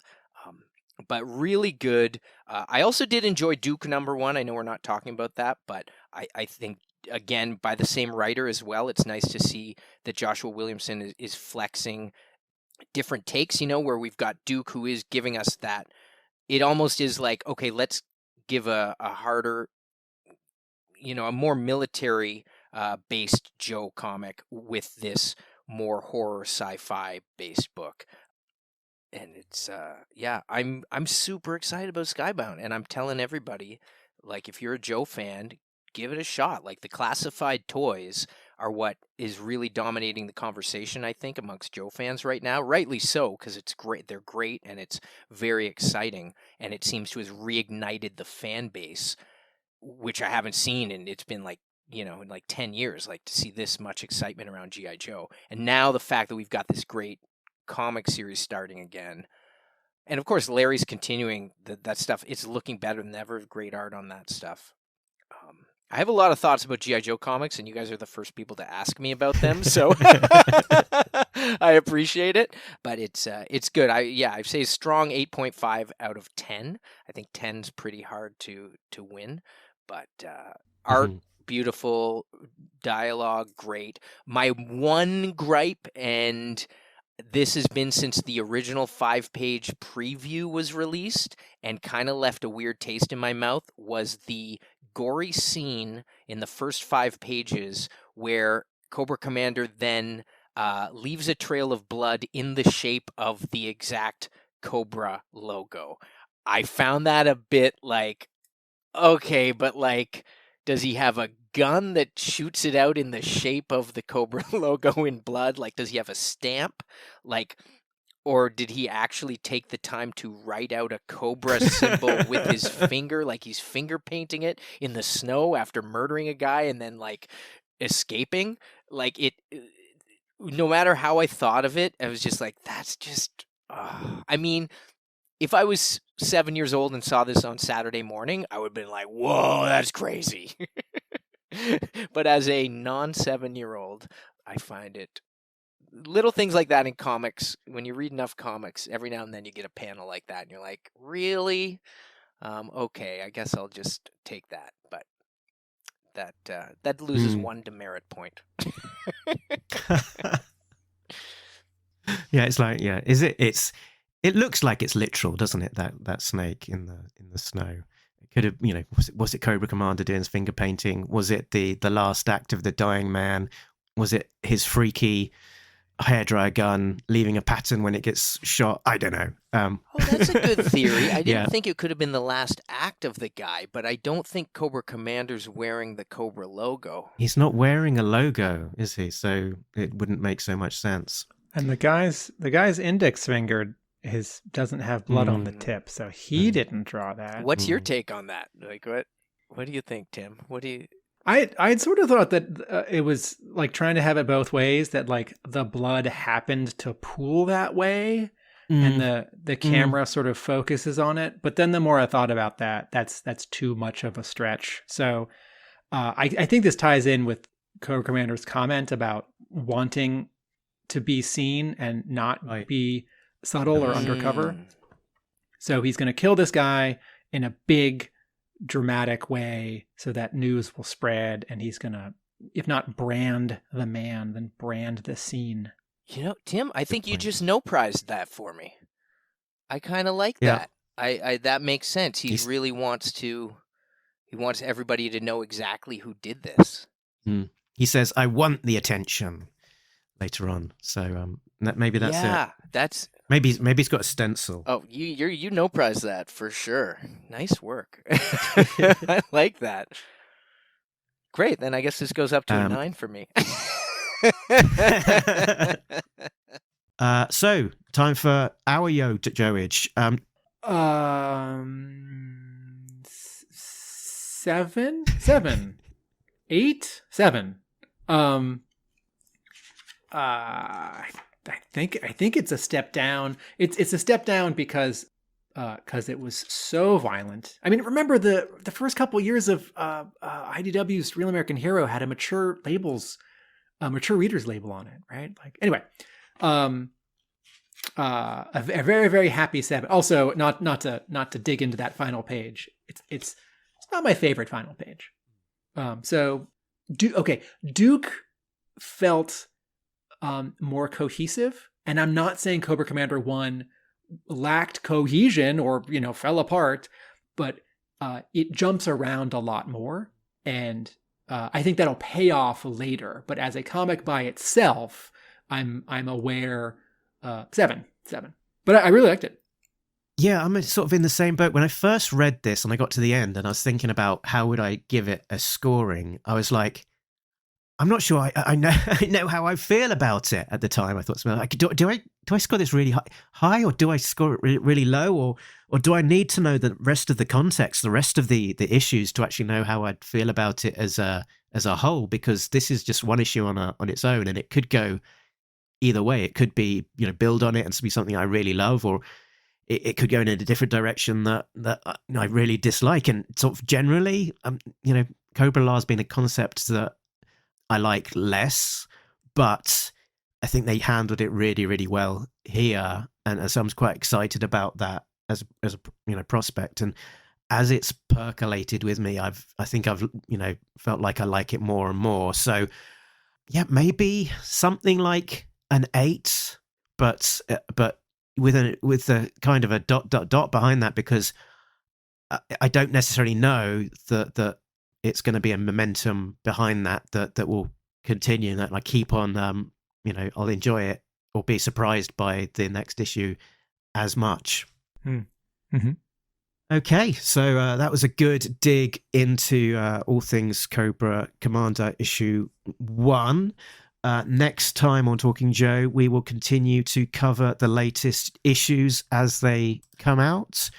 G.I. Joe, A Real American Hero 304 will be out on the 21st of February, along with Cobra Commander issue 2.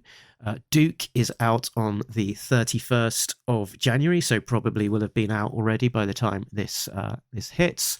The plan was to cover Duke 2 and 3 and Cobra Commander 2 and 3 as separate episodes, so two issues at a time. So we'll do 2 and 3, and then 4 and 5. So yeah, really looking forward to that, covering all of those issues as the Skybound era continues. And can you remind the listeners where people can find you, Bergie, when you are not talking to us about G.I. Joe? Wordburglar.com is the easiest place. I'm on Spotify, Bandcamp, Apple, anywhere you want to listen to the music. And I've got a new comic book in the works that we're launching a Kickstarter for, with Steve McNiven's doing the cover, whole bunch of incredible artists on interior. I'm doing comic adaptations of a lot of my songs. And so we're going to be doing a Kickstarter for that coming up this spring. And I'm really, really excited about that. And then, a few other little projects in the works. Yeah. Is there a title you can share? Yeah, it's just right now Wordburglar Comics. Like I'm playfully calling it Rhymes with Comics. It's just going to be called the Wordburglar, lyrical comics. But yeah, Steve McNiven I've known for years, and I've got the art already. It's mind-blowing. And Steve did the cover. Jason Lowe, who does a lot of work at Marvel right now, he's did one story. Mike Holmes, who illustrates the Wings of Fire, the graphic novels with the dragons, is an old friend of mine. He's illustrating a story. My friend Dave Howlett. I've kind of Whack, if you guys know Whack, who did like a Mask comic. Yeah. He's got a comic in it. He's actually surprisingly doing a song about Cobra-La in it. And so there's stuff about Star Wars comics, G.I. Joe, Transformers, just fun rhymes. And I'm going to have a lot more to talk about once we get the Kickstarter launched, which will be, I'm hoping to have it launched by like April. So that's kind of what I'm working on really heavily behind the scenes right now. And it's a lot of fun just breaking down my songs, in which a lot of them are like storytelling. So like, and I think in comic book panels anyway. So laying them out in like as an actual comic where you can listen to the song and then read along with the comic book. So I'm having so much fun doing that. And I'll let you know when that launches. But that's taking up a lot of my time. So comics are always on the brain. So great. So it just remains for me to say thank you so much to Wordburglar for being our special guest today and joining us as we talk about Cobra Commander 1. Absolute pleasure. Love what you guys do. Thank you. Thank you for keeping this going. And I look forward to hearing more, because I could talk about this for hours and listen to you guys talk about it for hours. It's funny, listening to a podcast. I do listen to you guys a lot, so I hear you guys so much, and I'm like, I have all these thoughts. But anyways, just keep it coming, because this is great, and we are in the golden age of new G.I. Joe comics, so it's pretty exciting. So Tim, where can people find you when you are not talking to me about G.I. Joe comics? Video essays from my creative partners and I at our YouTube channel, Atomic Abe Productions. My brick and mortar comic book store in Somerville, Massachusetts is Hub Comics. And I write about G.I. Joe at arealamericanbook.com. Excellent stuff. You can find more about Talking Joe at the usual places. talkingjoe.co.uk is the website that has links to all of those places. You can find us on Facebook, on Twitter, on Instagram. We are also on Patreon at patreon.com/talkingjoe. So a big thanks to all of our backers: Richard, Sam, Jay, Bill, Christopher, Justin, Rob, Brian, and Shane, who are all getting early access to episodes as well as some exclusive content. And that is us done for now. But remember that nobody beats Talking Joe, an international podcast. Laters.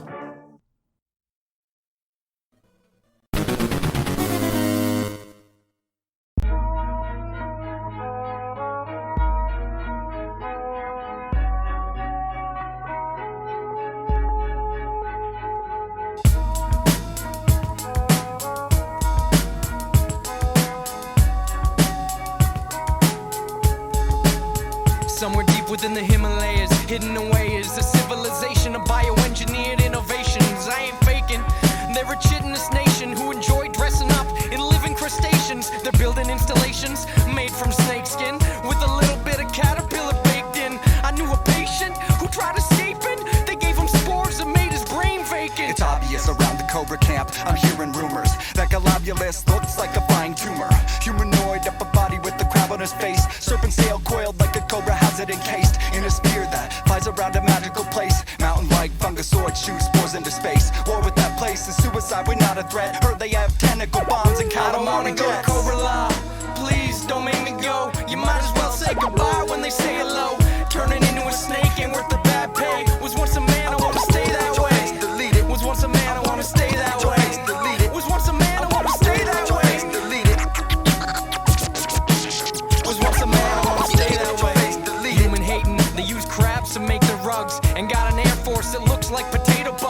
under the leadership of Globulus. They're making plans that involve de-evolving us. Bang, helicopter shot down by solid vinaigrette. Telepathic brainwaves, they don't need no internet. Cobra-La Academy, students by design. Psychic motivators plant new ideas in the mind. And the enforcer can't talk, but makes other noises. He smells like dead stuff and rather enjoys it. Eyeballs in weird places, skin that's see-through. They mind control worms just to eat you. I heard a jail cell in Cobra-La is a giant clam. Eat you alive, trapped you are a dying man. Could you imagine those clams in a giant frying pan? One of them could feed a squadron. I don't wanna go to Cobra-La. Please don't make me go. You might as well say goodbye when they say hello. Turning into a snake ain't worth the bad pay. Was once a man, I wanna stay that way. Was once a man, I wanna stay that way. Was once a man, I wanna stay that way. Was once a man, I wanna stay that way. Out of uniform, I can speak. I know the law. Word on the street, we cannot defeat Cobra-La. Poisonous spores mature when they are still a seed, and they grow from the earth like a millipede. Heard they use beetles for keys to a door, and buildings grow from seeds in the floor. Need I say more? Organic technology, you'll bleed on the floor from a frontal lobotomy. Centuries of hypergenetic manipulation leading up to mankind's obliteration. I'm scared they recruit me. My college degree is a bachelor of mollusk technology. They got a snake lady called Pythona. Anyone who gets near her dies in a coma. My friend Larry, who drives a